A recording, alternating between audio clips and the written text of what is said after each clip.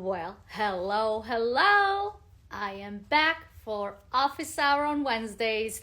Usually I'm here at 2 p.m., but I have something this afternoon, so I did it earlier today. It's 11:21 right now, and I wanted to talk about vision boards. So maybe you do them on an annual basis. Maybe you do them throughout the year. What is a vision board really? It's something that you're envisioning for the future to happen, and you put it on paper so that you can, some call it manifest, some call it bring it to life, and so that they can come into our lives because now we can envision them. I've started my first vision board in 2020. Interestingly enough, it was before COVID. And I don't have the actual piece handy. I looked around. I didn't want to go all crazy. I made a post, I think a year ago, where I shared all of them. I will mark them so that you can find it. And you'll see that it was like really a representation, only after the fact, obviously, that what was happening. And sometimes, like the way I was going about these vision boards was more to be artistically active. I'm not a trained artist. I do this. I took maybe 2 semesters when I was studying where I learned how to draw, where I learned how to draw with charcoal, and then learned how to draw like the basics, and then draw from a live person and some other classes. But it wasn't really a in-depth study. And so I just always loved creating. And so my creations are just having fun, connecting to something that comes and goes. And sometimes I'm very inspired and I'll write and know what I want to do. And sometimes it takes a little bit of time.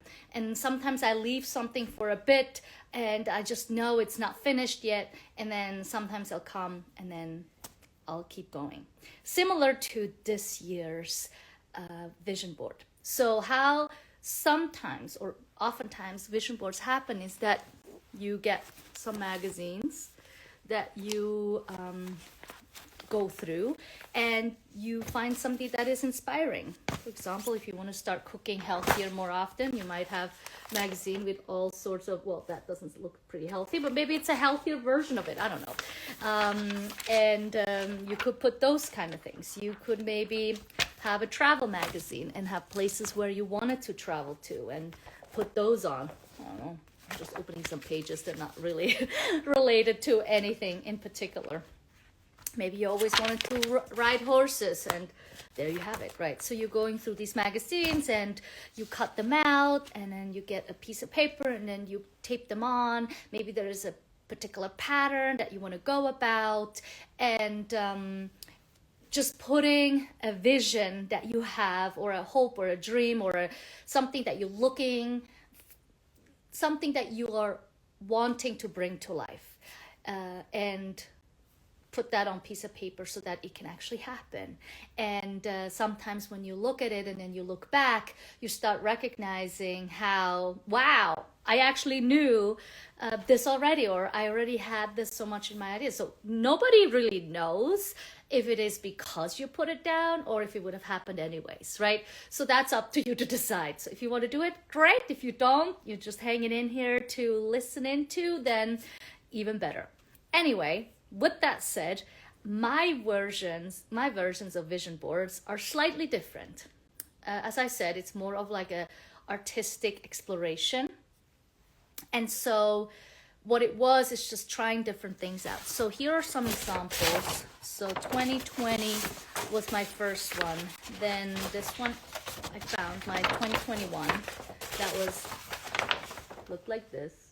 It was a tree, sun, and it just had a lot of words on there with different connections. The tree was the family tree, and I connected it to my family, and what do I want with that? And so that's how it started off, right? And again, if you see the one from 2020, it's similar but different. The artistic level was definitely on a different level. It's still cute. And one thing that's been standing out, that's been there throughout, is nature. Nature has always been in the foreground. From the first through the last, it's always been there. And so that's what I found interesting, that stuck out with me, that nature is something important to me, which is the center of my personal life.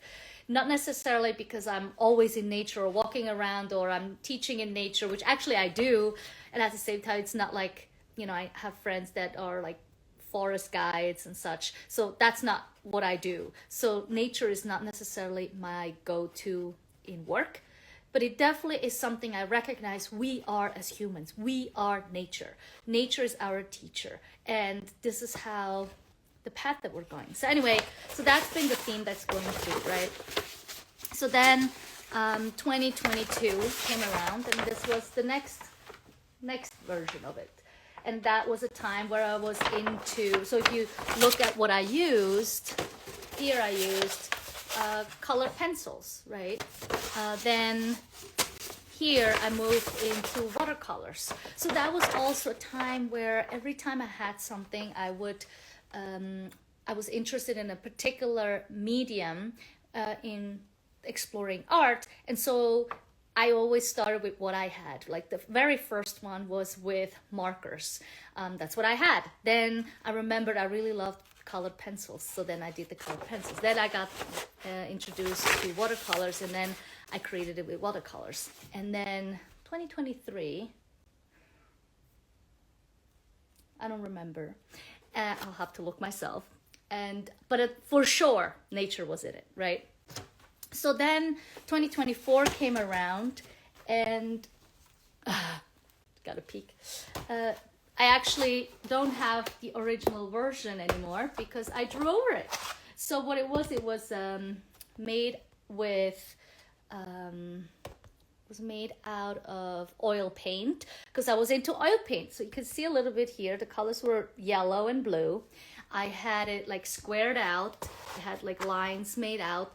And that was at the beginning of the year. And I started to realize why I drew over it. And it was like a tree from the inside with blossoms and such. Same thing as all the other ones, words in it, names of family members in the center, and yeah, etc. Anyway, so why this didn't make it through, that made it start looking like this, is because I started to realize that I wanted to create systematically with lines and such. But then I realized like that's not who I am. There was actually a painting I've done in the spring of last year where it started off that way, and I just felt like this is not it, and it became like this crazy thing. It's like with a heart, large image, like a huge image. And that's when I like kind of broke out of the comfort zone of systematic, like squared versions, right? And so here we are today in this new year. So you probably saw it already, but if you haven't, this is my 2025. And I'm going to talk a little bit about it, how this came about, because I finished this about a week ago, and it started off with not knowing what I'm going to do. I knew it had something to do with vitality, radiance, and sunshine, because I was reading about something and those three words stuck out. I'm like, oh, this is what I want, right? And the word of the year that I had was less. And I wanted to simplify it, and I'm going to just explain how it all came about. It was in conversation with my Lisa, and once I was hanging up with her, and it's somebody I'm in contact and creating all these art pieces, and so she helped me figure things out. So after that call, when I hung up, I came across my little sad flowers at this point, but these sunflowers became my next inspiration. So without knowing, and actually another piece that relates to Lisa is that she does these color affirmation decks, and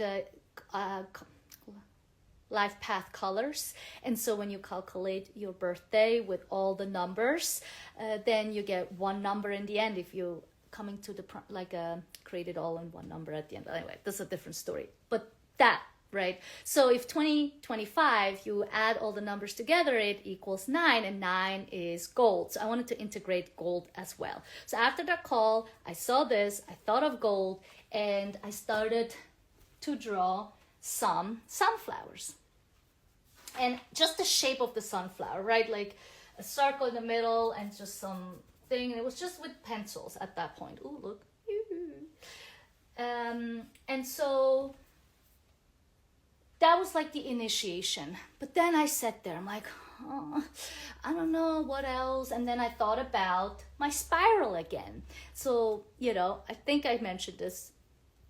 You might have heard already. I don't know, because I'm not going to listen to 9 minutes before I get into this one.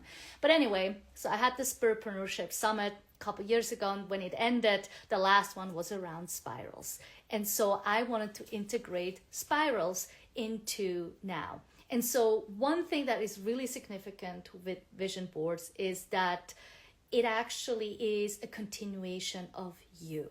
And vision boards are just helping you see the growth, the evolution that you have made. So if I'm repeating myself, it's because I had to restart and I did not know when it stopped and when I told you this. So be with me.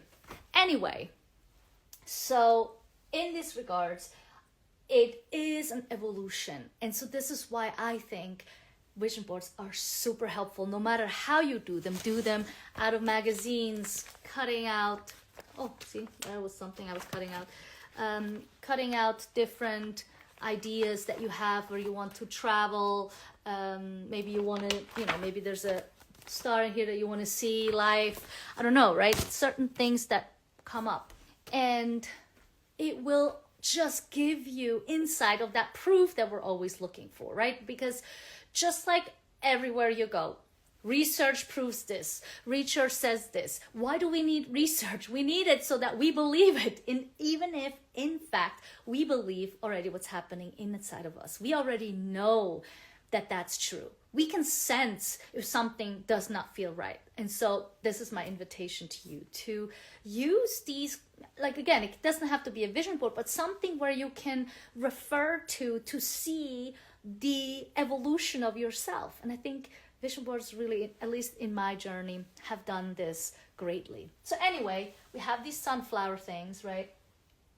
It started off, I then started to do the lines. It all was with pencils. Then I was like, ooh, there is this golden marker I have that I wanted to use. So I was just doing all these lines around. And then I had all these lines. I was like, well, now what? And so gradually, one moment to the other, things happen. So all of a sudden, what I started doing is I was doing on the surface of this circle, I started doing like a lifeline, right? All the heartbeat, when you have a heartbeat. And at first it was just doing some lines like this until I recognized, oh my God, that looks like heart rate, measuring the heart rate. I was like, oh, this is great. Then I started on the hints and I started doing the waves. I don't know, I don't remember if because of the heart rate I was thinking of the waves or if the waves came on its own. That I don't remember. But I do remember that was then the idea of like sound waves. And so that came to me on a Friday night when I was already tired. So it sounds almost like you will get the best ideas when you're actually tired and you don't want to do it anymore. So maybe next time when you don't want to go to bed, but you know you're tired, maybe there is going to be this great inspiration for your next day or for your next action or task or whatever not that will lead you to the next step. That at least was for me. So that's how it started. And then I was like, oh, you know what? They look like trees. So here are my trees again, and not just one, but many trees. And I started to evolve it into different trees, different sizes, different density. I added some flowers on one side because I was like, oh, you can see it there, flowers. Flowers are over here. And then added some other types of trees. Then I looked through some magazine or like a book that I had about trees, and then I found this fun tree, and I just added that one. And then with the waves, I was just like, something has to happen here. I don't like it as much, and I didn't have anything stand out. So then I started doing the blue line, one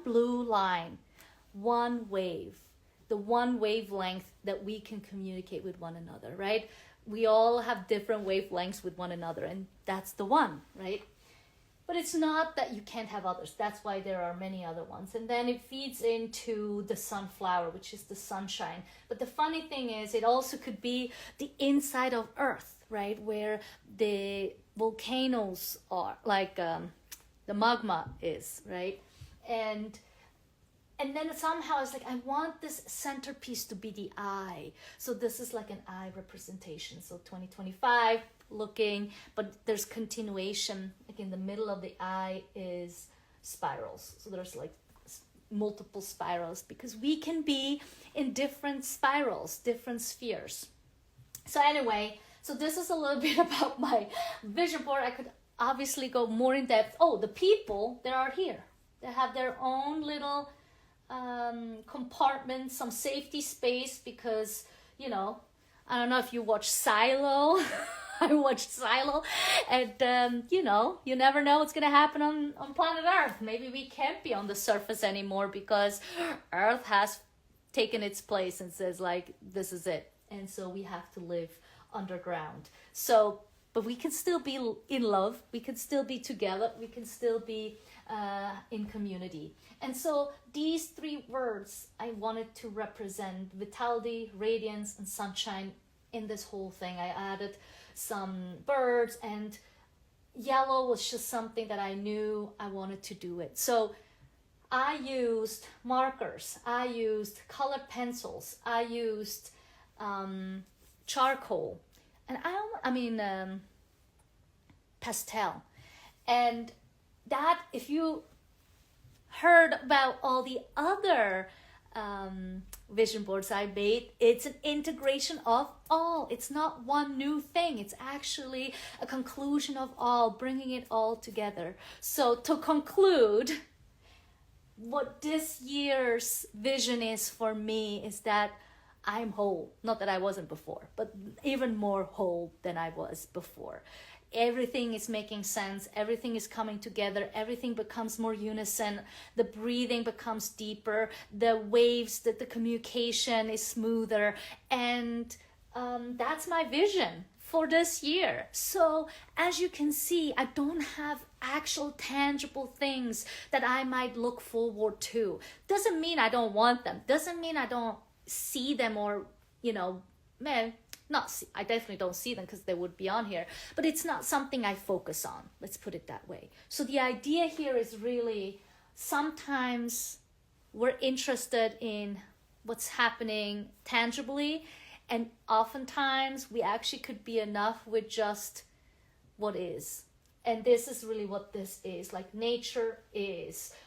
These different energies are. There is no pick and choose. Like there is fire, there is water, there is air.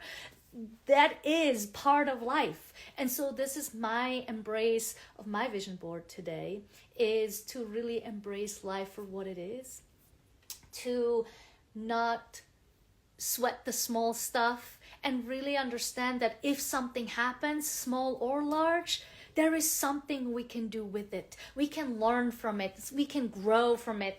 It's not the end.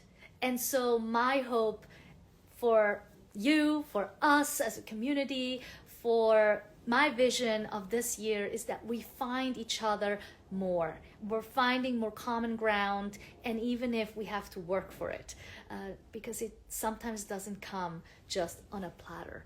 And so thank you for watching. Thank you for listening. I hope this little insight to my personal vision board, but also to vision boards in general, is helpful to get into this year. Because for me, January was like a real trial and error, trying things out, see what I want to do from everything that I learned in 2024. And now as I'm entering into February, I'm like, putting some things a little bit more concrete to take on the steps. For example, fitness and eating and all these beautiful things, but just make it unison and attainable. So that's my mission. So thank you. If you have any comments, any inputs, any shares about your own vision board experiences, or reasons why you don't do them, or want to learn how to do them and want some support, let me know. I am here. So thank you so much for watching, and see you soon.